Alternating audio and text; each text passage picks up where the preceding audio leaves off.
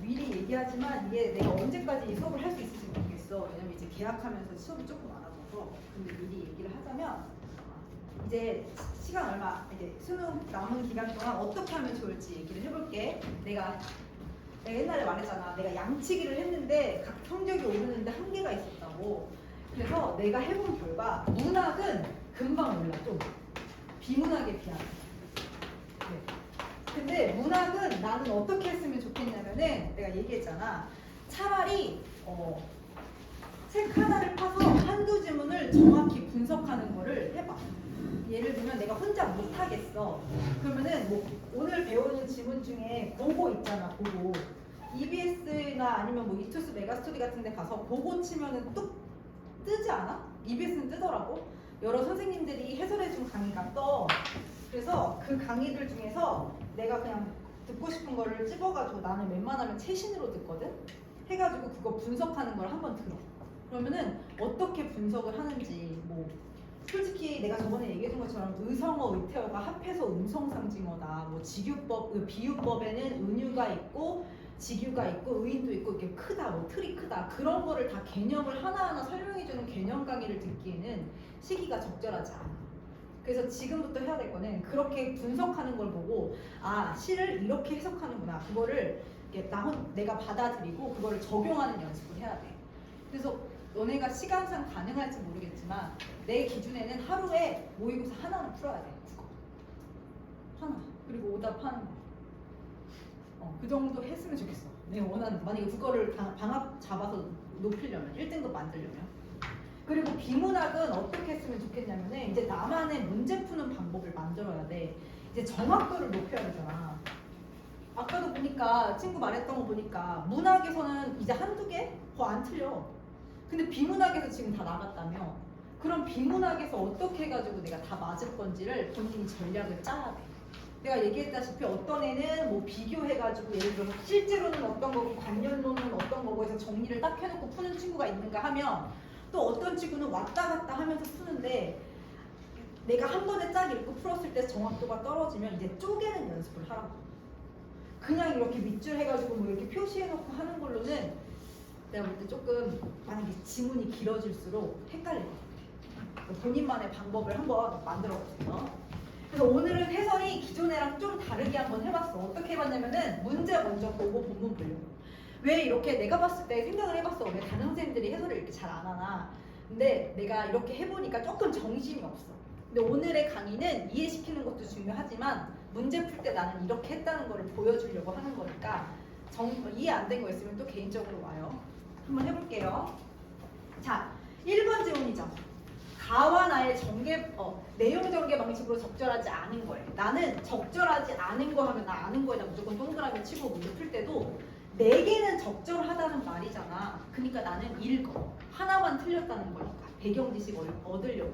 그리고 그게 내가 해본 결과 더 빨랐어. 자, 개념 설명하는구나. 그리고 스스로 묻고 답하는구나. 그리고 공통점과 차이점이 있구나. 그 다음에 사례가 있구나. 법률적으로 발전한 과정을 소개하나 하고 빨리. 솔직히 이 과정을 10초 내외로 끝내야 돼. 속도를 점점 붙여서. 자, 두 번째 질문 볼게. 가와 나에서 답을 찾을 수 없는 질문을 보게. 없는 질문. 그러면 4개는 답 찾을 수 있는 거잖아. 자, 행위자의 책임은 범죄의 성립 요건, 범죄의 성립 요건을 봐야겠구나. 지문을 볼 때. 그 다음에 긴급 피난이 형법의 조문에 포함된 계기는 뭐지? 긴급 피난이나 뭔지를 볼래. 그 다음에 정당방위로 인한 위법성 조각의 효과가 미치는 범위를 봐야겠다. 무슨 범위를 봐야겠다. 이러고 또 그 다음에 정당방위랑 긴급 피난 2개를 나는 두 개를 비교해서 봐야겠네. 이런 생각을 해. 그 다음에 정당방위로 인정되는 방위 행위의 상대방이 누군지, 누구로 제한되는지 이것도 어떻게 보면 10초 내에 빨리빨리 봐야 돼. 문제 먼저. 그 다음에 가와 나를 위한 내용으로 가장 적절한 것을 했을 때 솔직히 이거는 안 봐. 왜냐면은 가장 적절한 것은 4개 틀렸다는 거니까. 그 다음에 이것도 보지 않아. 근데 우선 딱 빨리빨리 스크린에서 봤을 때 위법성 조각 사유라는 게 나왔다는 거는 나는 한번 볼 것 같아요. 빨리. 한번 봐볼게. 그리고 이렇게 문맥상 의미가 가장 가까운 것은 나는 이거 니은 나오자마자 바로 뒤에 가서 이거 풀어. 왜냐면 나도 모르게 중간에 이제 헷갈릴 수 있어. 이거 나중에 풀면. 아니면 처음부터 이거부터 풀어. 왜냐면 난 이건 안 틀릴 마음으로 풀거든. 문맥상 의미가 가장 가까운 것은 내가 봤을 때는 비문학 문제 중에 기본이야. 그래서 이건 안 틀려야겠다 이런 생각으로 했어. 당연히 이런 거 풀 때는 어떻게 해야 되겠어? 이 앞에 서술, 뭐 앞에 이런 것들을 보겠지. 글을 따를 자, 뭐 어머니를 따라 뭐 이런 거 앞에 거 보겠지. 그래서 한번 해볼게. 다음 보려고. 자, 다 읽고 1, 2, 4번 풀라고 내가 여기다 적어놨어. 자, 1문단. 어떤 행위가 범죄가 되려면 그 행위가 법률에서 금지하고 있는 행위인 범죄의 구성 요건에 해당해야 하고 그 행위가 법질서 전체의 관점에서 위법하다는 판단이 있어야 하며 나는 그거 전체 부분 이런 것도 바꿀 수 있다고 생각해. 행위자에게 책임이 인정되어야 한다.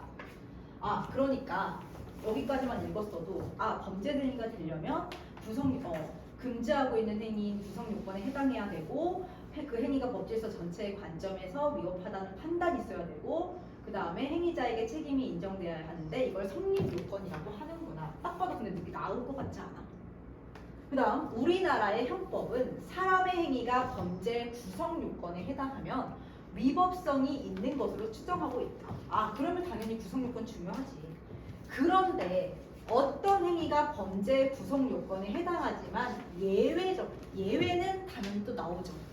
예외적으로 위법성을 배제하여 벌하지 않는 경우가 있는데 이를 위법성 조각사유. 아까 나는 문제를 훑었잖아. 위법성 조각사유 나오는 순간 긴장한단 말이야. 위법성 조각사유라 한다. 우리 형법에서는 정당방위, 긴급피난 등을 아까 비교한 거 있었기 때문에 집중 등을 미안해. 그냥 짐을 잔뜩 올려놨어.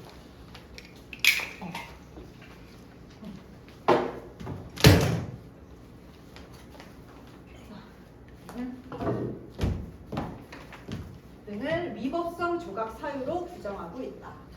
어쨌든 위법성 조각 사유가 인정되면 행위자의 행위는 범죄의 성립이 불가능하게 되어 성립 불가능. 나 같으면 이거 읽으면서 엑스표 쳐. 불가능하게 되어 처벌받지 않는데.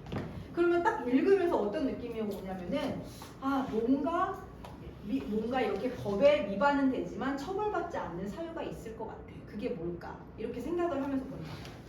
우리 형법은 정당방위, 긴급피난에 대해서는 벌하지 않을 뿐만 아니라는 내가 이렇게 형광펜을 친 이유는 중요한 접속어기 때문이야. 이것뿐만 아니라 정도를 초과한 경우까지도 정상을 참작하여 형을 낮춰주고 또는 아예 없애줄 수 있도록 하고 있대. 자, 지금까지가 1단원이었고 1문단이었지. 나는 여기만 보고 실제 문제 풀 때 오늘 이렇게 해볼게 정신이 없을 수도 있어. 1번 문제를 볼 것 같아. 1번.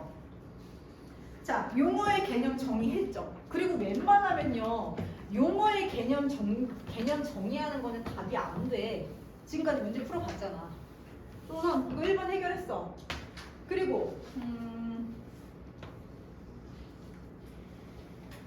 2번은 있잖아. 우선 문제에서 묻고 답한다는 거는 물음표를 찾아. 솔직히 1문단에는 안 나왔는데 2문단 딱 보자마자 물음표가 보이거든. 그러니까 나는 문제 풀 때 어떻게 하냐면은 그냥 딱딱 하고 지워. 빨리빨리 푼다고. 그 다음에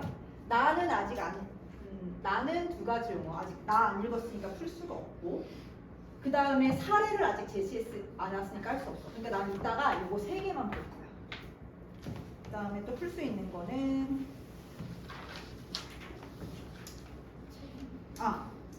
2번 문제 봐보자. 가와 나에서 답을 찾을 수 없는 질문. 그러니까 답 찾을 수 있는 것부터 지워버리면 되겠네. 자, 행위자의 책임은 범죄의 성립 요건에 해당하는가? 내가 손글씨에 다 했잖아. 2-1번. 행위자에게 책임이 인정되어야 한다. 행위자의 책임은 되는 거니까 어떻게 되는 거야? 이것도 그냥 빨리 날려. 그 다음에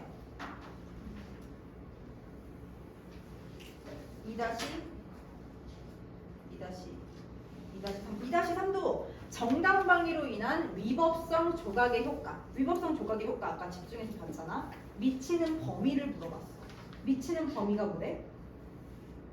2-3 이거 아직 안 나왔네. 이거 아직 안 나왔네. 우선 1문단만 읽고도 벌써 1번에 2개 날렸다는 거.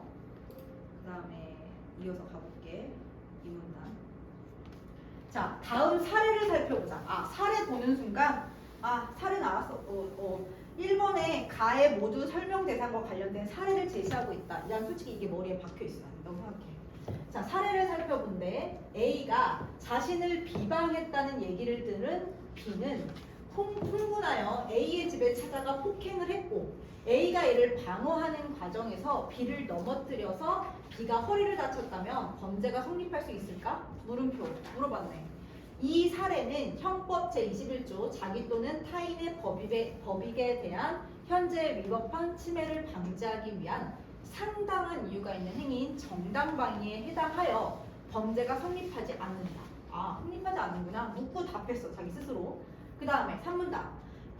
정당방위가 성립하기 위해서는 몇 가지 요건을 충족시켜야 한다. 딱 보니까 요건을 충족시켜야 된다는 부분에서 문제가 나올 것 같아. 요건에 대해서 이제 말해줄 거 아니야.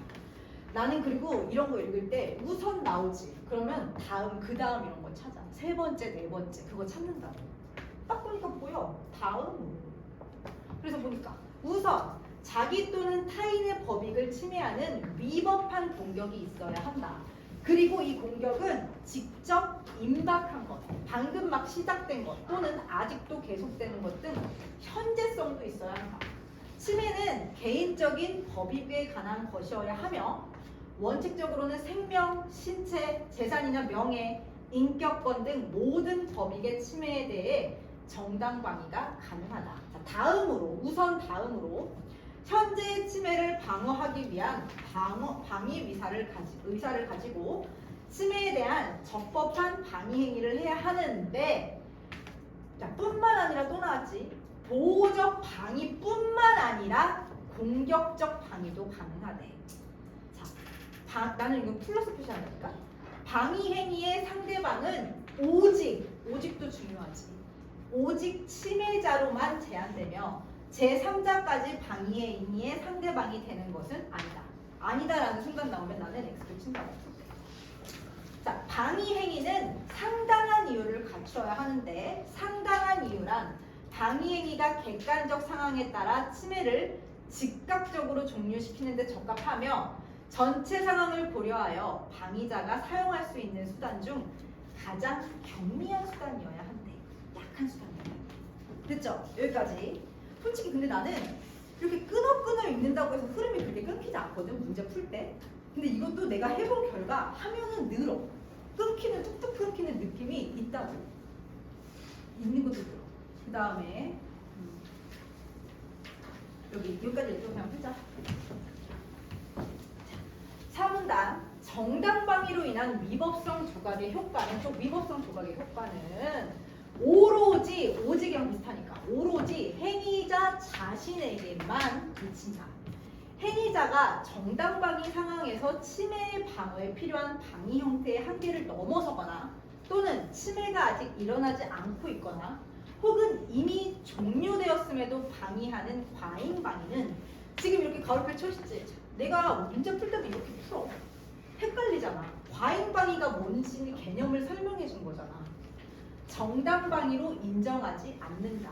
그러니까 이 위에 거는 정당방위가 아니라는 거잖아. 이게 아니라고. 자, 다만 이 경우에는 상황을 고려하여 형벌을 강경하거나 면제할 수 있다. 그리고 야간이나 기타 불안스러운 상태 하에서 공포, 경악, 흥분 또는 당황으로 인해 과잉방위를 하는 경우에는 벌하지 않는데. 그러니까 이 문제의 포인트는 어떤 부분에서 벌하고 벌하지 않는지를 알아야 된다는 거야. 자, 지금까지 4문단 됐어. 자, 2번 문제 가볼까?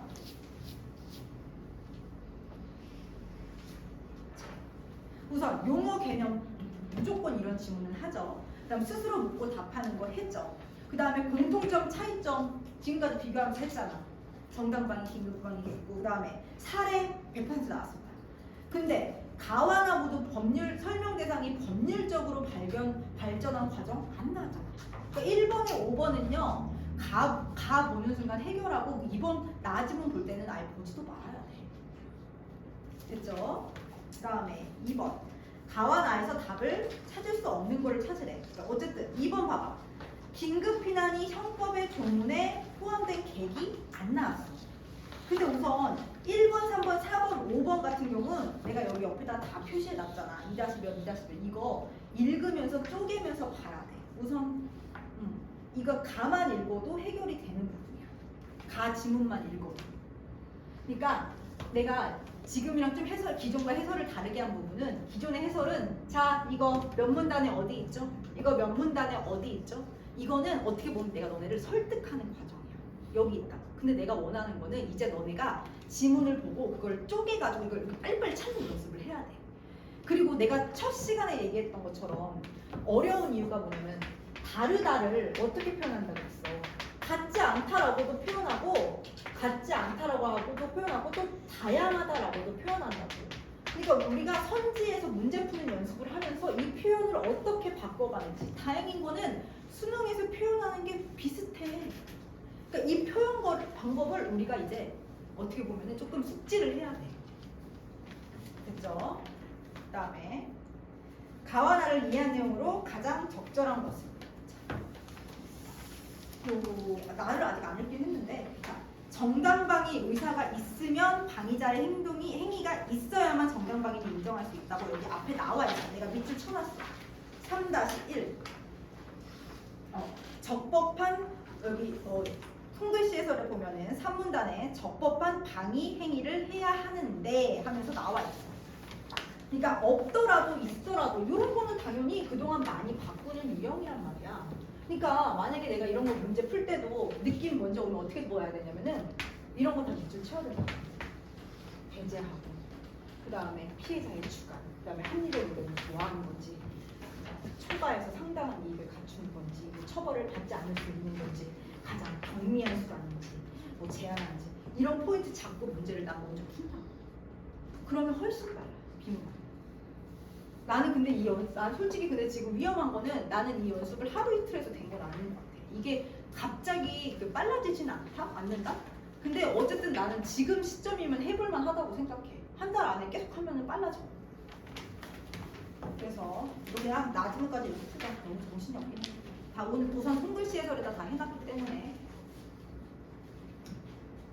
선생님들이 왜 해설을 이렇게 안 하는지 나도 알기는 할 것 같아. 좀 머리가 아프긴 해. 그리고 내가 이렇게 해설을 하는 거는 여러분한테 손글씨 해설을 줬고 어떻게 이제 문제 푸는지 방법을 전달하려는 시점에서 이렇게 하는 거예요. 자, 나 산책 중에 갑자기 커다란 우박이 쏟아져서 근처 가게로 뛰어 들어가다가 가게 안에 물건을 파손한다든지 파손했대. 예배 중인 교회 인근에서 화재가 발생하자 미리 알려 사람을 대피시키기 위해서 교회 안에서 불이야하고 소리치는 사례 살펴봤대. 이 사례들은 형법 제22조 자기 또는 타인의 법익에 대한 현재 위난, 아까 여기 위난을 왜 써놨냐면은 법률 용어인데 많이 나오는 거에서 써는 거야. 한마디로 미급하고 곤란한 경우. 이 정도 이제 알아야 돼. 미급하고 곤란한 상황을 피하기 위해 상당한 이유가 있는 행위인 긴급피난에 해당해서 범죄 아니래. 자, 긴급피난에 의해 보호될 수 있는 대상은 정당방위처럼 자기 또는 타익의 범위이래. 자, 위난의 현재성도 정당방위의 기준과 동일하지만 현재의 위난이 있느냐의 여부는 딱 봐도 근데 나올 것 같지 않아? 뭐뭐 하지만 아닌 거야 하고 뒤에 내용 말할 거 아니야. 긴급피난의 주관에 의해서 결정되는 것이 아니라 그러니까 뭐야? 주관이 아니구나. 객관적인 판단이 지금 여기서 주인공이구나. 이걸 봐야 된다. 객관적 판단에 따라야 한다. 봤을 때 여기 이거 어쨌든 문제 나왔잖아. 3번에 3번 문제. 3번 틀린 사람이 굉장히 많았거든요. 3번에 3번 문제. 얘들이 몇 번을 많이 했더라? 하여튼 지금 그래서 3번에서는 문제가 많이 나오기 시작했고요. 그리고 나는 니은 나온 순간 문제 푼다고 했죠. 판단을 따른대. 판단을 따른다는 거는 문맥상 의미를 봤을 때 어떠한 조건을 따른다 이런 거랑 비슷한 거잖아. 그러니까 판단이랑 앞에 있는 판단이랑 제일 비슷한 게 어머니를 그를 아버지를 결정을 동작을 봤을 때 6번에 4번인 거는요 틀리면 안 되는 문제야. 고3한테. 그러니까 이런 거 틀리는 사람 앞에 서술어를 앞에 이게 있는 목적어를 보라. 됐죠? 요건 이제 바로 해결. 그 다음에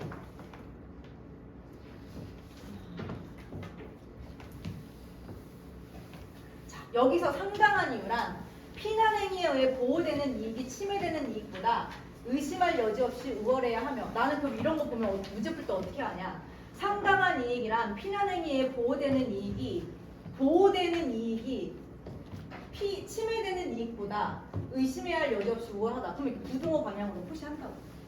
그 다음 위난을 피하기 위한 방법에 있어서도 피해자의 법익에 최소한의 손해를 끼치는 가장 경미한 난 딱 느낌이 와. 경미한 거 아까 나왔는데 경미한 거 나왔는데 봤잖아 우리 문제에서. 경미한 수단이 선택되어야 한다는 것이다. 긴급 피난은 행위자의 위법성이 배제되어 처벌되지 않는다는 점에서 정당방위와 같지만 만 나왔다.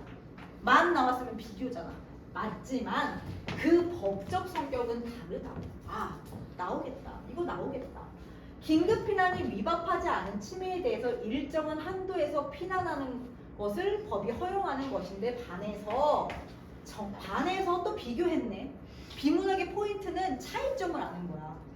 정당방위는 어디까지나 위법한 침해에 대한 정당한 반격이므로 불법을 부정하여 법을 실행하는 것이다. 아 어쨌든 정당방위와 긴급피난을 비교하기 시작했어. 이건 분명히 나올 거야. 자 그런데 긴급피난은 군인, 경찰관, 소방관, 의사 어쨌든 이런 특별한 지위에 있는 사람한테는 허용되지 않는데 나는 근데 이거 읽으면서 그거 생각났어. 근데 경찰이 범인을 잡고 지켜야 되는데 한번 도망가서 난리가 났던 뉴스 있잖아요. 그게 되게 생각났어. 여튼 허용되지 않아. 이들은 그 직무를 수행할 때 재산적 가치의 보호나 구조를 위해 일반인보다 높은 위험 감수 의무가 있어. 물론 이러한 의무는 단지 위험을 회피하지 말아야 할 의무지 희생은 아니네. 그러니까 죽는 것까지는 아닌 것 같아. 희생 의무는 아니다. 그러므로 이들에게 절대적으로 긴급피난이 배제되는 것은 아니네. 자 됐어. 여기까지. 이런 거 바탕으로 한번 보자고. 자 아까 1번 해결했죠. 그 다음에 2번. 2번도 객이 안 나왔으니까 찾을 수 있는 거고. 우선 1번. 행위자의 책임은 범죄의 성립 요건에 해당하는지 여기 나와 있어요. 그 가에. 그 다음에 위법성의 조각의 효과가 미치는 범위. 그러니까 위법성 조각의 효과에 대해서부터 위법성 조각에 대해서부터 계속 집중해서 봤어야지 이건 맞출 수 있는 거고. 그 다음에 정당방위랑 긴급행위를 그러니까 비교했다는 점에서 불법을 부정하는 것은 무엇인가? 딱 봐도 4번은 내가 만약에 불법을 부정하는 것이 무엇인지 대답을 못해도 비교했다는 점에서 아 이거 아까 나왔어. 느낌이 어딘가 나왔어. 그쪽이 나왔다고 할 수 있는 거야. 그치? 딱딱딱 해서 답을 바로바로 말하면 되지. 자, 정당방위로 인정되는 방위 행위의 상대방이 누군지. 여기 보니까 상대방에 대해서는 오직 침해자, 오직에서 나왔잖아. 그치? 그러니까 이렇게 해설을 하는 게 조금 정신이 없긴 하지만 내가 원하는 거는 문제를 풀 때 답을 여러분한테 이거 해설을 하고 답을 가르쳐주는 과정이 아니라 오늘은 너네가 나올 포인트를 찝어야 돼. 이제 비문학에서 점수를 올리려면. 문학과 조금 다르게 비문학은 풀다 보면 문제가 나올 게 보여. 그걸 봐야 돼. 그 다음에 가와 나를 이해한 내용으로 가장 적절한 것은 우선 정당방위의 의사가 있으면 방위자의 행위가 없더라도 근데 이거는 나는 가끔은 헷갈리는 걸 수도 있겠지만은 정당방위의 의사가 있으면 방위자의 행위가 있어야 될 것 같지 않아? 이건 너무 설득적으로 풀긴 했지만 이것도 나와 있어 앞쪽에. 그 다음에 이런 가나 부분은 이거는 중간중간 읽으면서 풀어야 돼. 해설할 때는 정신없어서 그렇게 하지 못했지만 나는 3번 문제를 가나를 왔다 갔다 하면서 계속 본다. 그리고 딱 문제 풀 때 여기 달려있잖아. 그리고 뭐지? 너네 학교 나중에 시험 볼 때도 시험지를 이렇게 한 책상에다가 이렇게 펴놓고서 볼 수는 없잖아. 이렇게 완전 이렇게 펴놓고서. 내가 수능 시험장에서 봤을 때 나도 이렇게 펴놓고 시험 안 봤던 것 같거든? 그러니까 어떻게 그 좁은 공간에서 어떻게 내가 활용해서 볼지를 생각을 해야 돼. 그래서 정리하는 것도 나쁘지 않은 것 같고. 그 다음에 긴급피난에서는 직무적 특성으로 인한 긴급피난을 배제하고 희생 아까 X표 했던 거 기억 안 나요? 희생? 그러니까 내가 읽으면서 X표 치고 뭐 중간에 만하고 동그라미 치잖아. 그러니까 나는 문제 풀 때 그 부분이 이렇게 딱 그림처럼 살짝 떠올라. 그러니까 본인들만의 그거 포인트를 만들어야 돼. 내가 표시하는 방법을. 그 다음 긴급피난에서 현재의원은 피해자의 주관과 전문가의 합리적, 야 객관적이라는 말을 합리적이라는 말로 바꿔놨어. 근데 이거 이 지문에서만 이렇게 나온 거 아니고 역대 모의고사에서도 이렇게 바꾼 거 한두 개가 아니라. 그 패턴이 조금씩 보여. 그 다음에 4번 침해를 방어하기 위한 행위가 정도를 초과하여 상당한 이유를 갖추지 못해도 처벌을 받지 않을 수 있다. 근데 솔직히 이거만 읽어봤을 때 틀렸을 것 같지? 찍을때. 근데 요거 상당한 이유를 갖지 못해도 처벌을 받지 않을 수 있다고 딱 제주도 돼요. 여기 3번에 4번에 대해서 나와 있는 걸 내가 찾아볼게. 형광펜 쳐놨잖아. 홍글씨에서에. 정도를 초과한 경우까지도 정상을 참작하여 형을 감경 또는 면제하고 할 수 있도록 하고 있다. 이거는 가의 1문단이야. 그러면 나라면은 만약에 문제 풀잖아. 3번 문제에 가지문만 읽고도 4번이잖아. 그러니까 나는 가지문 읽었을 때 3번을 해결하고 넘어가. 남보다 빨라. 대신에 나는 확신 있게 4번을 찍고 넘어가야 돼. 그럼 어떻게 돼? 비문학은 하루 치면 안 된다니까. 그 확신을 갖기까지 내가 연습을 해야 돼. 한 달 동안 하면 돼. 파면 돼. 진짜 집요하게 파면 돼. 그 다음 5번 정당방위 행위는 방위자가 사용할 수 있는 수단 중 가장 경미한 수단을 통한 보호적 방위로 제한 아니 보호적 방위뿐만 아니라 공격적 방위도 가능하다고 해서 내가 뿐만 아니라 집중하라고 했잖아. 그러니까 5번은 틀린 거지. 그러니까 내가 오늘 이렇게 수업하는 이 주 목적은 이렇게 말을 바꾼다는 거를 봐야 되고 1문단을 했을 때 4번을 치고 넘어갈 수 있는 힘을 니네가 길러야 돼. 이건 내가 해줄 수 없고 한 달 동안 집요하게 파면 돼. 그러니까 문학은 내가 금방 올려줄 수 있는데 비문학은 너네가 좀 시간을 투자해서 해야 돼. 그 다음에 윗글과 보기 1을 참고하여 기억을 설명한 내용 중 적절한 것을 보기 위해서 고른 것은 하고 말하고 있죠.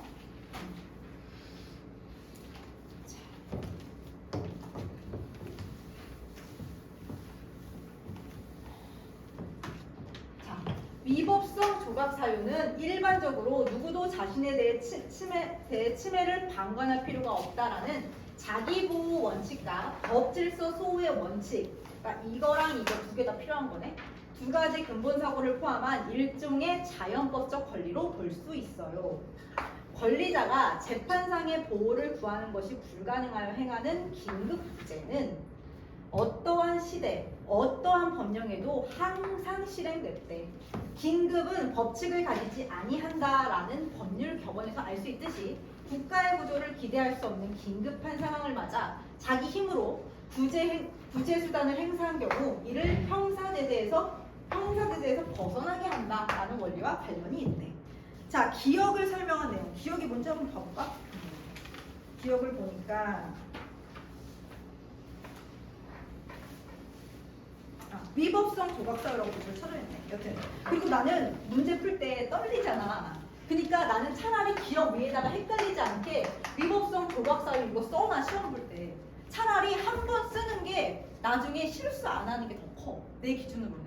나 문제 풀 때는 어쨌든 난 이런 거 다 한다고. 이거 한다고 뭐 시간 몇 분 투자하는 게 아니니까. 기억을 설명한 내용이 적절한 걸 찾으래. 자, 1번 사회를 유지하는 법질서 전체의 관점이 아니라 개인적 관점.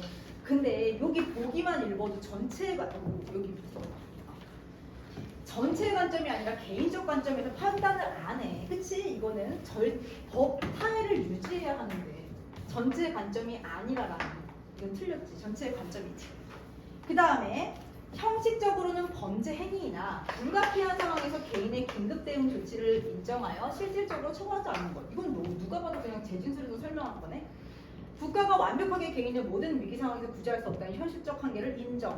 자력, 위 그대로 나왔지. 자력으로 자기의 권리를 지키려는 것이다. 자, 그 다음 우리 형법에서도 과거 여러 나라에서 실행된 법령과 마찬가지로 범죄 구성 요건에 해당하지 않는 경우만 새로운 법조문을 만들었다는 내용은 없었잖아. 그러니까 요거는 어떻게 보면은 보기만 읽어도 조금 몇 개 딱딱딱 니은 디귿할 거고 리을은 뭔가 본문에 있었나 해서도 읽은 내용 중에 없잖아. 그러니까 이딱 봐도 그게 길어 보이지만 어려운 문제는 아니야. 됐지? 다음 가볼게.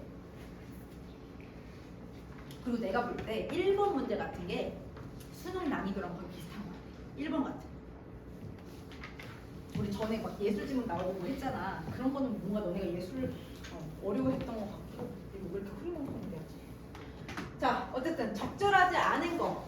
피조개 양식장에서 뭐 이거 내용 알죠? 피조개 양식장에서 정박 중이었는데 원래 허가를 필요하고 비용이 많이 들어서 이동 못하고 있는데 태풍 때문에 어쩔 수 없는 걸로 긴급 피난을 시켰다고. 그 안전을 지키기 위해서. 그러니까 중요한 거는 A 지문 읽고 그냥 이렇게 넘기지 말고 긴급 피난과 정당 방위를 비교하는 문제구나. 이게 감이 와야 된다. 그랬을 때는 나는 이 문제 풀 때 그냥 뭐라 그럴까 조금 확신에 차서 푸는 거야. 다른 애들은 에이 이거 어떤 내용이지? 근데 옆에다가 딱 그냥 긴급 비난. 그다음에 이거는 나를 어떻게 한 거야? 내가 이 사람 때문에 내 목숨을 위협당할 뻔해서 정당 방위를 했다는 걸 옆에다 딱딱 써놔야 된다. 그리고 이거는 비문학에서 많이 나오는 패턴이잖아. 비교할 내용에 대해서 사례를 들어서 문제를 내는 거는 늘 나오는 추론 문제야. 그러니까 앞으로 비문학 볼 때 어떻게 해야 돼? 비교하는 것들 찾고 그거 관련한 추론 문제 있는지 보면 그 개념을 적으라고. 근데 이것까지 하기가 그렇게 갑자기 되진 않을 거야. 너 한번 연습하면 돼. 그 다음 그래서 적절하지 않은 거 4번만 봐봐.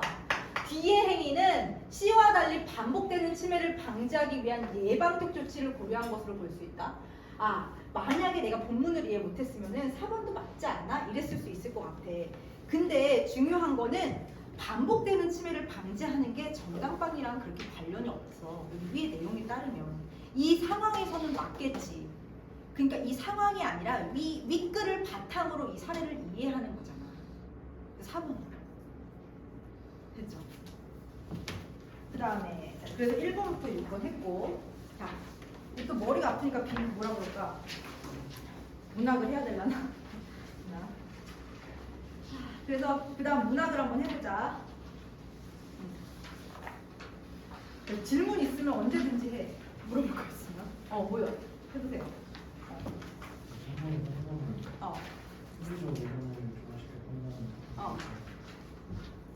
사람들이 주관이 틀린 거고 이것만을 좋아한 다음에 특별히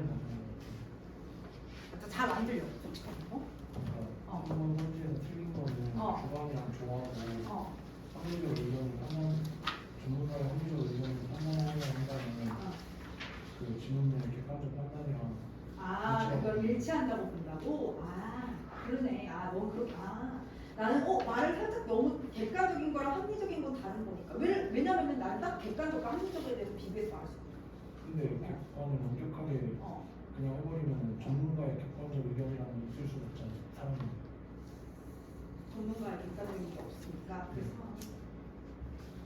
근데 나는 우선 객관적과 합리적인 어휘가 너무 다르다고 생각해서 답을 했는데 너가 해가지고 그 답을 찾는 것도 맞다고 생각해. 그것 때문에 다르다고 하는 거야. 어쨌든 그러면 만약에 4번을 배제하더라도 3번을 배제하더라도 4번이 적절한 걸로 찾으면 되겠지. 그치? 너가 그렇게 생각해서 이 친구 말이 뭐냐면은 객관적과 합리적이라는 것 때문에 틀린 게 아니라 다른 부분 때문에 틀렸다고 생각을 했대. 근데 그렇게 생각해도 돼. 그치? 좋아요. 그 다음에 15번 볼게요. 15번. 이거 문학 아니구나. 내가 문학으로 먼저 갈게. 문학을 가면 좀 나는 문학 볼 때 머리를 식히는 기분이거든. 자, 18번 갈까요? 18번. 18번부터 23번. 그리고 나는 그렇게 오랫동안 하지 않구나. 리뷰를. 자, 나는 비문학처럼 솔직히 문학도 먼저 문제 읽어. 근데 문학이 흐름이 끊긴다고 한 사람도 있어. 소설 같은 거는 그럴 수 있거든. 그러면은 나는 어떻게 하냐면은 고전 소설 같은 거나 아니면 시 같은 거는 보기 같은 거 있잖아. 그럼 무조건 읽어야지. 특히 시 어려운 거 있으면 해석하기 어려우니까 무조건 읽어야 된다고 생각해. 내 기준에서. 그리고 난 그렇게 해서 도움을 많이 받고. 그래서 가와나의 공통점으로 가장 적절한 것은 이거 18번 문제인데 뭐 특정한 장소가 나오나 통념 어떤 일반적인 걸 부정하는지 그 다음에 자신의 심리 상태를 직접적으로 표시한다는 거는 직접 제시라는 거잖아. 정서 표현이라는 거잖아. 자, 나는 우선 이건 개념이지만 직접 제시가 있고 간접 제시가 있어. 직접 제시는 어떻게 보면 분석적 제시고 요약적 제시야. 한마디로. 그러니까 어떤 인물의 심리에 대해서 이 사람 착해 나빠 이 사람 어때 하고 알려주는 거고 간접 제시라는 거는 간접적으로 표현한다는 거는 대화 또는 행동 묘사 또는 외양 묘사라고. 그 부분을 알고서 딱 문제를 보면 직접 제시 간접 제시 물어보는 거구나. 이게 느껴진다고. 그 다음 3번 애착의 대상을 대상을 바꿨나 봐 중간에. 그리고 그 다음 4번 다양한 시각 여러 가지 병렬적이라는 건 쭉 진행되는 건데 어쨌든 여러 가지 의견이 있나 시각이 있나 이렇게 보고 당위적이란 어떤 의무감이라는 걸 꼭 해야 된다는 거니까 이런 게 나오나 하고 문제를 봐. 그리고 외인들과 목수들을 중심으로 그려. 그러면 나는 외인들 목수들 네모치고 있잖아. 그럼 나는 이 부분 나오면 19번 와. 중간에 와. 끊기지 않도록 내 머릿속에 심어두고 와. 그 다음에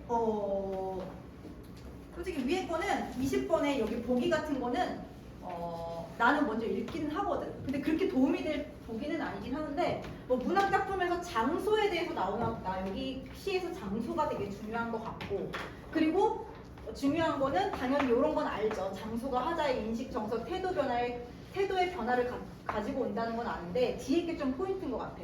낯선 장소에서의 이질감, 뭔가 낯선 느낌에 대해서 나오나 보다.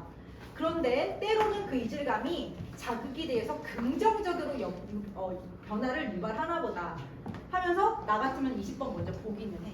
근데 이건 3점짜리 문제에 있는 보기이기 때문에 어떻게 보면은 작품 이해하는데 큰 도움을 주지 않을 수도 있어. 한번 봐볼게. 이거는 무조건 읽어야지. 이거 무조건 읽어야지. 21번은. 21번 보기는 대놓고 가야 돼서 설명해 줬잖아. 이거를 읽고서 문제를 보는 순간 그냥 평이해. 자 볼게. 기행가사. 여행이란 뜻이야. 기행가사. 여행가사인 일동 장유가는 일본으로의 여정에 대해 상세하고 사실적인 기록으로서의 의의뿐만 아니라 다양한 비유랑 수사법을 활용해 화자의 상황과 정서를 형상화해서 문학 작품으로서의 가치도 높대. 만약에 진짜 큰일 났어. 나 문학 풀 시간이 없어. 이 보기 보고서도 풀 수 있어. 이 보기. 뭔가 일본에서 기행하면서 쓴 내용이었고 비유 뭐가 있겠구나. 이걸 바탕으로 풀어야 된다고. 그러니까 이거는 무조건 읽어야 된다고 생각해.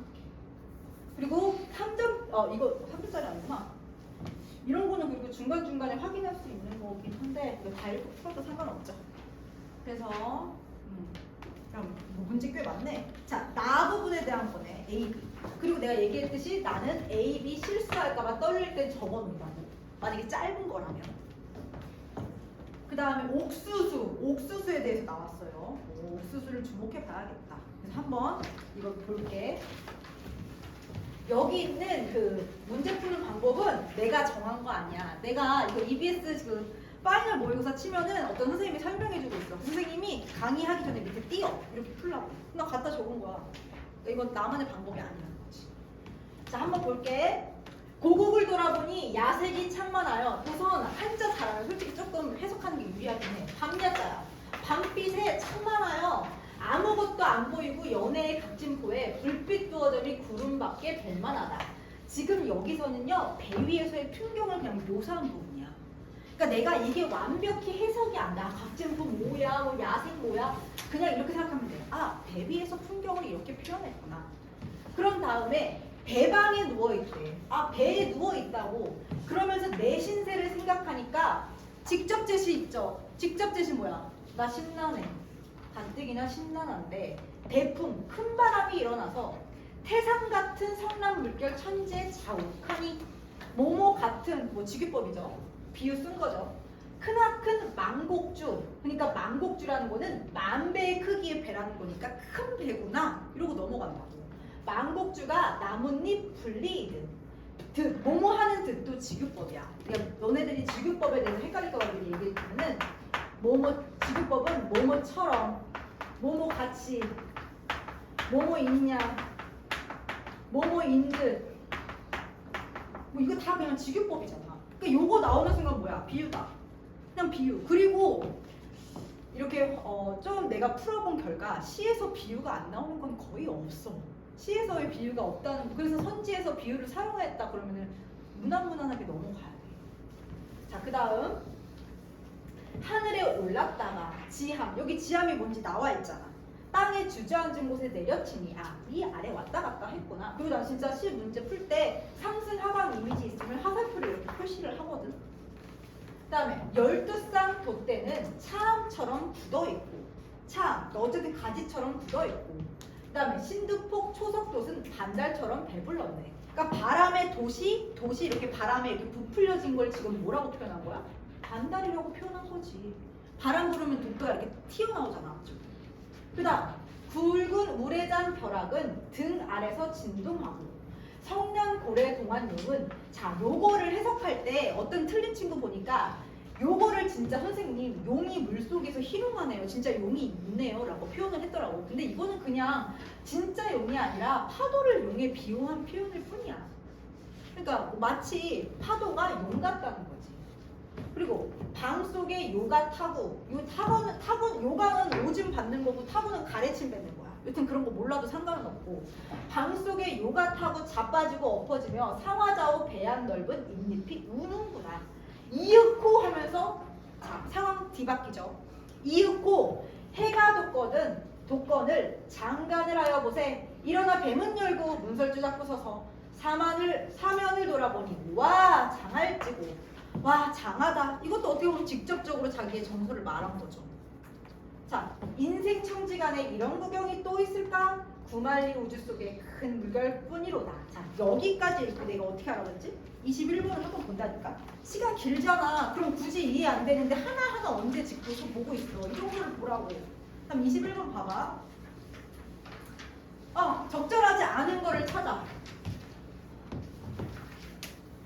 강한 바람에 휘어진 돛대와 부풀은 돛의 모양에 대한 묘사. 누가 봐도 배구를 이루어 항해를 하기에 위태로운 배의 상황. 전반적으로 지금까지 위태로운 배의 상황에 대해서 얘기해주고 있었죠. 그 다음에 파도의 상하를 흔들리는 배의 움직임을 과장되게 해서 눈앞에 닥친 위기감을 강조했잖아. 그 다음 악화된 기상 상황을 커다란 자연물. 태산이라는 거는요 큰 산이에요. 클태. 비유해서 화가가 느끼는 위압감을 생생하게 표현하고 있고 파도의 역동적인 움직임을 동물의 움직임에 비유하여 상황의 변화에 대한 그래 만약에 내가 이게 그냥 용이라고 생각했다고 쳐봐. 근데 뒤에 거 봐봐. 상황의 변화에 대한 화자의 기대감을 움직이는 용이라고 했다고 그게 어떻게 기대감으로 연결될 수가 있어? 이건 너무 비약적인 묘사잖아. 말이잖아. 이거에서 알았어. 그 다음 전날 밤의 상황과 확연히 달라진 장관을 보고 감탄을 오호 장할수구나 하고 아까 감탄 얘기했잖아.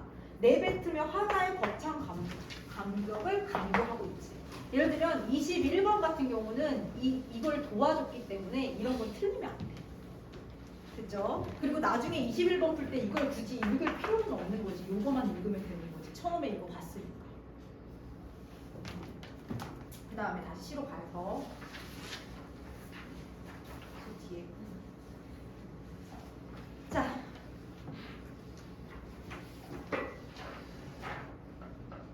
잘랐구나. 그래서 내가 뒤에 거 잘랐는데 뒤에 거 찾는 거는 19번 할 때 도 필요하긴 하구나. 그래도 한번 볼게 그러면은. 자 여기 글 말로 할게. 폭우로 들어가서 폭우가 항구예요. 좌우를 돌아보니 복만이 상립하여 경치가 기절하다. 경치가 너무 기절할 정도로 좋대. 그런 다음에 송상죽백, 균류감 등 다 모두 동청이래. 푸른 색깔이래. 외봉에는 뭐야? 밑에 일본인이라고 나와 있네. 6놈이 금도청에 앉았구나. 어쩌고 저쩌고 하면서 자, 집 현상이 높고 어떻고 자, 여기서부터 포인트야. 국보는 구경하는 외인들이 산에 앉아 구경을 한다. 그럼 내가 뭐를 집중해야 된다면은 이 외인을 내가 동그라미를 쳐야 될지 세모를 쳐야 될지 생각해야 돼. 긍정일지 부정일지. 한번 밑에 보자. 그 중에 사나이는 머리를 깎았으되 꼭 뒤만 조금 남겨 고추상투하였으며 발 벗고 바지 벗고 칼 하나만 차 있으며 외녀의 치상들은 머리를 아직 깎고 밀기름 듬뿍 발라 뒤쪽에 잡아매고 쪽두리 모양처럼 둥글게 꾸며 있고 그 끝은 휘어다가 비녀를 꽂았으며 무소노소 귀천하고 얼레빗을 꽂았구나. 그냥 내가 봤을 때는 표시를 할 수가 없어. 그냥 외양을 묘사했다고. 간접 제시 방법 중에 한 번이지. 그러니까 외인들에 대해서 만약에 문제에서 긍정적으로 보고 있다, 부정적으로 보고 있다 그러면은 판단할 수가 없어. 그런 문제 안 나와요. 그러니까 그리고 만약에 그런 질문이 있으면 내가 과감하게 틀렸다고 선택을 해야 되는 거지. 그래서 19번 봐봐. 1번 봐봐. 19번에 1번. 가에서 외인들은 하자에게 적대적인 감정을. 내가 봤을 때 19번에 1번 한 사람들이 좀 있을 것 같아. 뭔가 외인하면 적대적일 거라고 생각할 수도 있잖아. 그치? 근데 그거는 너의 생각이지.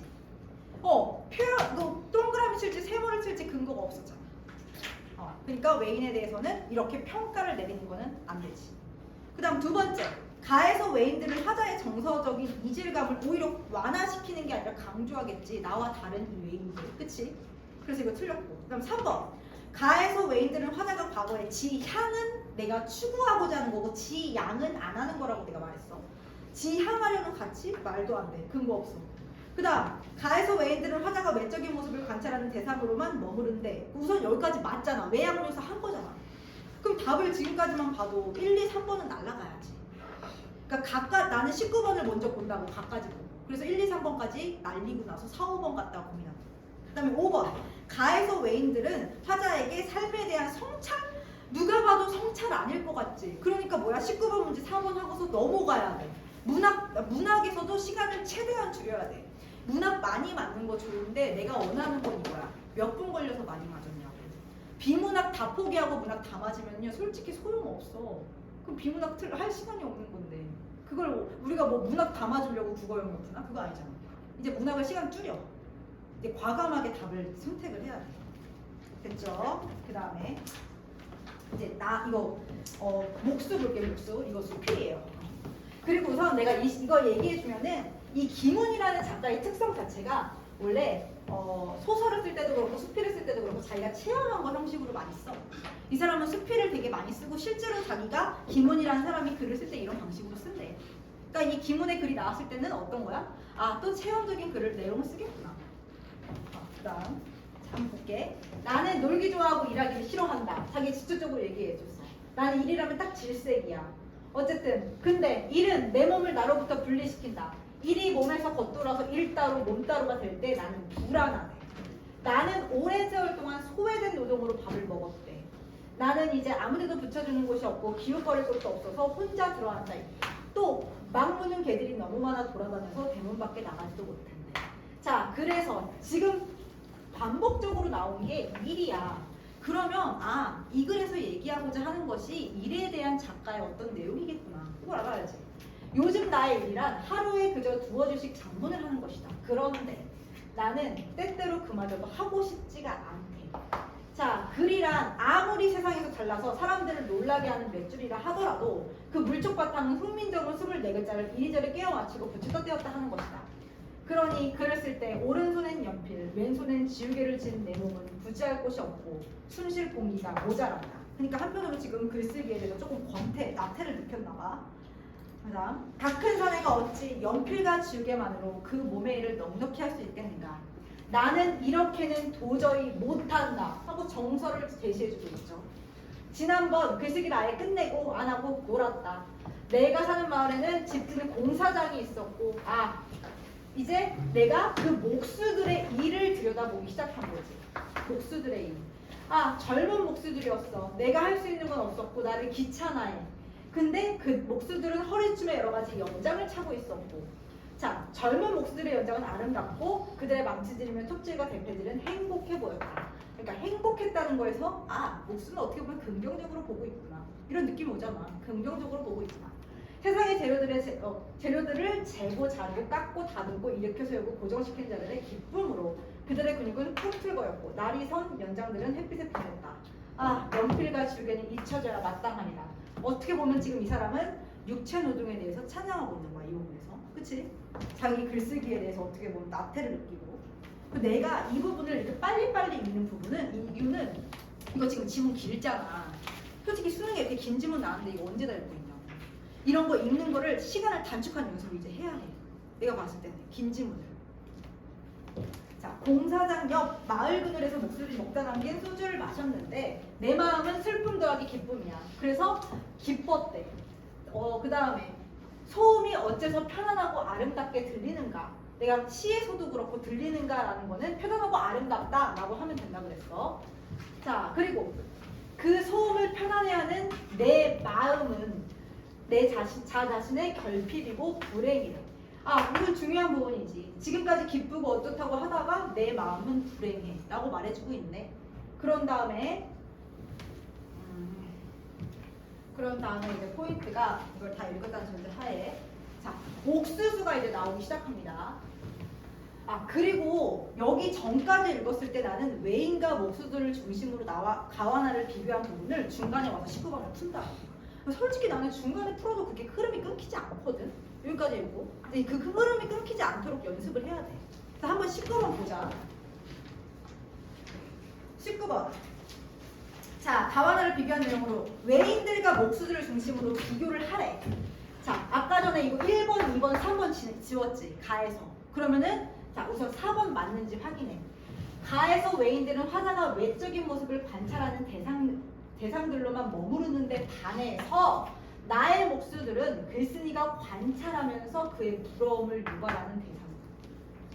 맞잖아. 그러니까 이거 푸는데 내가 볼 때 오래 걸릴 거야. 글 달고 풀면 다시 가서. 그러지 말고 이거 푸는데 1, 2분이면 끝나야 돼. 그러니까 문학에서 진짜 시간을 엄청 단축해야 돼.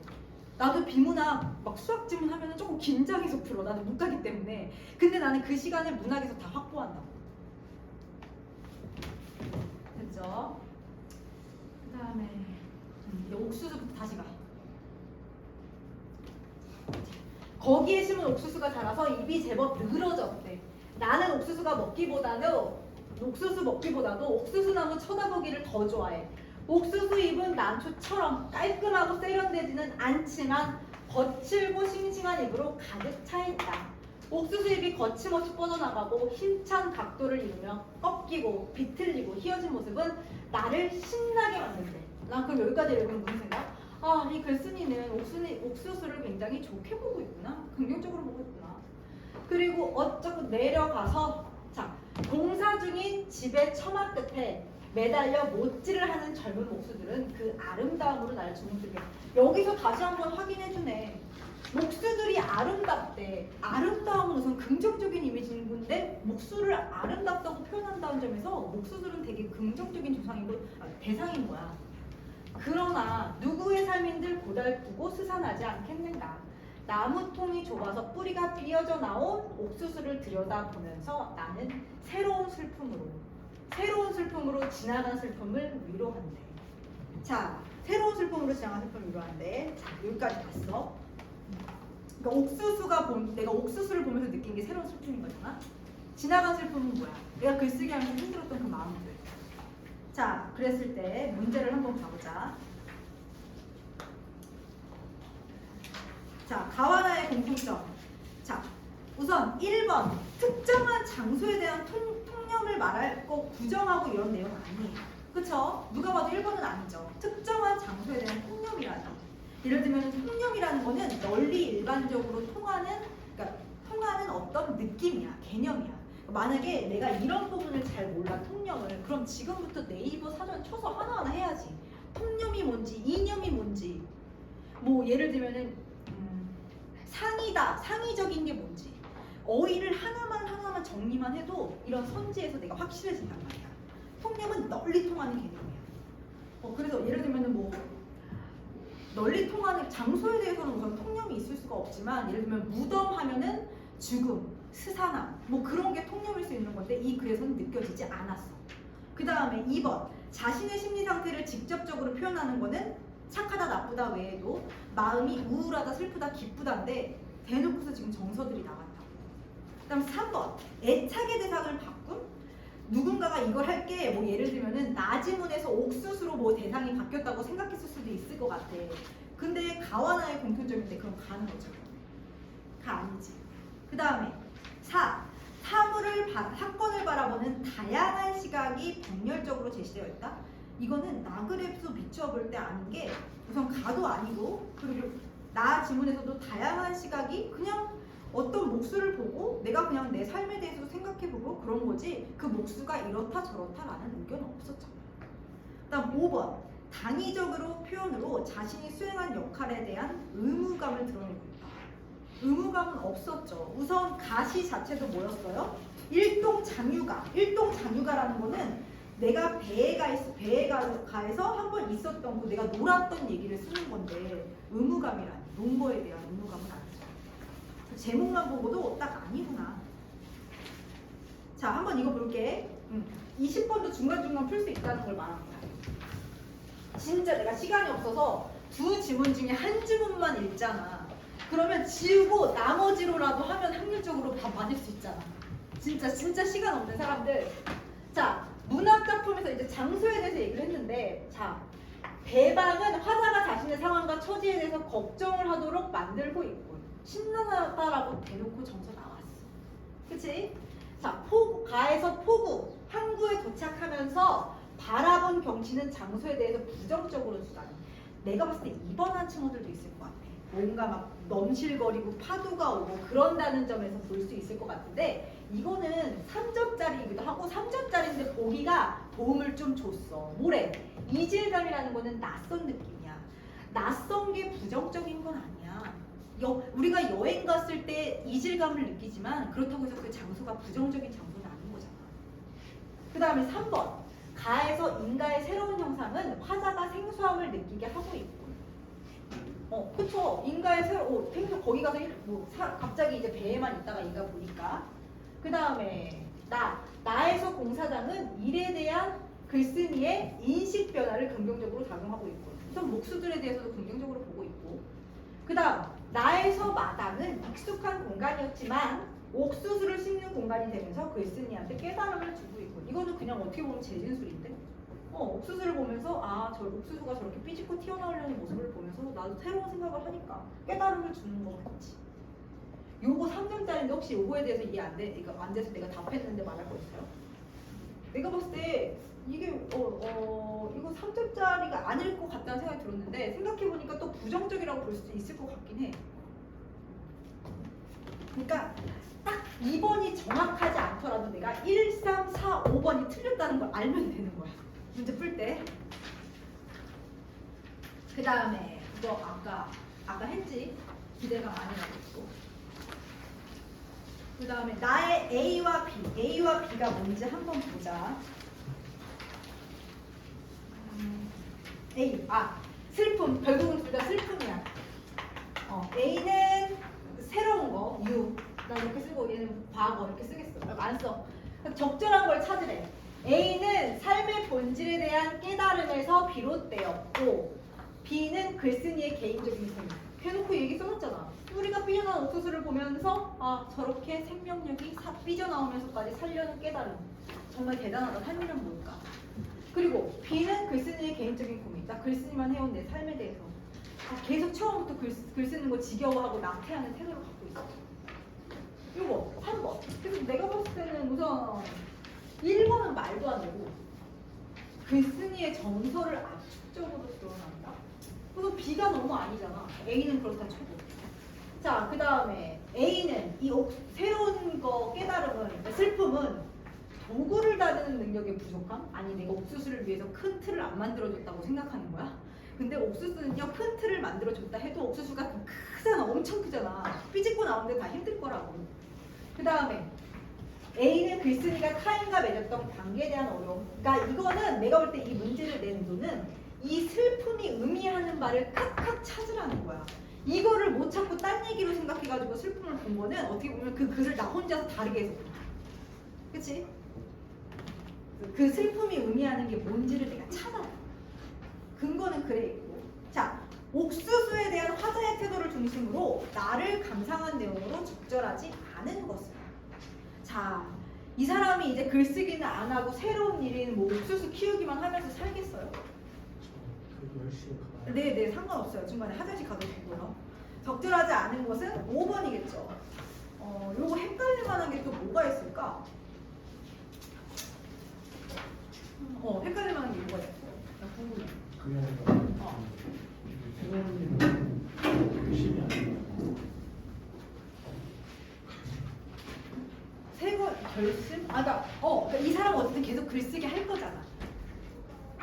근데 새로운 일을 어. 해본다고 해가지고 그냥 내적 갈등 상태에서 내적 갈등 상태에서 해소되지 않은 상태라고 하는 어. 그러니까 결심을 했다는 거는 어. 내적 갈등을 해소했다는 거잖아요. 결심한 게 해소야? 그건 아니지 않아? 만약에 어.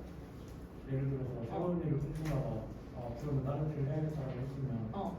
그거는 갈등을 해소했다고 볼 수 있는 거잖아요. 아니 난 그렇게 생각 안 하는데. 갈등을 해소하는 게 새로운 일을 한다는 건 아니지 않아? 아니, 여기인데 새로운 일을 하면은 한다고 결심을 하면은 어. 그러니까 지금 이 사람이 지금 자신의 무기력함을 유튜브를 보면서 생존력을 토대로 내적 갈등이 있는 거잖아요. 그러니까 자기 일에 대해서 힘든 내적 갈등. 네, 그러니까요. 응. 내적 갈등이 있는데 여기서 만약에 새로운 일을 한다고 결심을 했으면은 갈등이 해소된 건데 근데 해소되지 않고 그냥 이제 그냥 꿈꾸기만 하고 있다고 하고 위로한다고만 했지 뭔가 새로운 일을 한다고 결심을 하지 않아가지고 그랬다고 생각해요. 그러니까 새로운 일을 결심 안 했다고 봐도 되는데 내가 너의 말에서 좀 이해가 안 되는 부분은 새로운 일을 한다고 해서 내적 갈등이 해소되는 건 아니라고 생각해. 그러니까 예를 들면 근데 이게 저는 배고파서 밥 먹을까 말까 고민하다가 밥 먹으면 그건 갈등이 해소된 거 아니에요?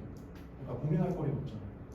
근데 예를 들어서 내가 내적 갈등으로 이 일을 하다가 안 맞았어. 내가 다른 일을 한다고 해서 내가 그 일이 맞는지 안 맞는지를 모르는데 해소된다고 얘기할 수는 없지. 아 물론 이제 그러니까 그 이후의 상황은 이 사람이 진짜 원해서 한 건지는 판단해봐야 될 문제지만 응. 제가 지금 저기 문장에서 틀린 부분은 새로운 자체는 새로운 일 자체를 아예 없었기 때문에 아니 새로운이라는 워딩 자체는 새로운 슬픔이기도 하고 이게 새로운이라는 단어가 많이 나오거든요. 그래서 저 단어 자체가 틀렸다기보다는 결심 자체가 틀렸다고 보더라고. 네, 저는 결심했거든요. 어쨌든 근데 맞아요. 너 말도 맞아. 근데 두 개 다 해서 틀렸다고 보면 돼. 그치? 그러니까 너는 우선 5번을 해서 맞은 거지? 그럼 돼. 그러니까 예를 들어서 이 5번 답이 틀렸다는 건데 나는 요 부분을 봤는데 넌 요 부분을 봤다라는 거잖아. 근데 예를 들어서 꼭 이 부분 때문에 틀렸다고 문학을 볼 필요는 없어. 내 기준으로는. 여기서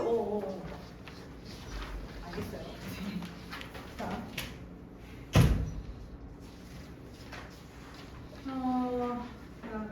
자, 오늘 우선 내가 여기까지밖에 준비 안 했어. 원하는 거 있으면 더 해줄게. 더 해줘? 어떤 거 질문? 왜냐면 너네들이 이제 문제 푸는데 난 더 시간을 많이 투자하기를 바랬기 때문에 여기까지 한 거야. 길지 않죠? 딱 10시에 잘랐어. 너네들이 문제 풀 시간도 없다 그래서. 자, 그리고 내가 이번 주 일요일 9시 반부터 12시에 리투스 모의고사를 하거든요. 그 고1 고2 대상으로. 원하는 사람 들어도 되고. 일요일 아침에 뭐 모의고사 보나요? 결사대? 잘 모르겠어요. 수고했습니다. 궁금한 거 없는 질문. 없는 질문.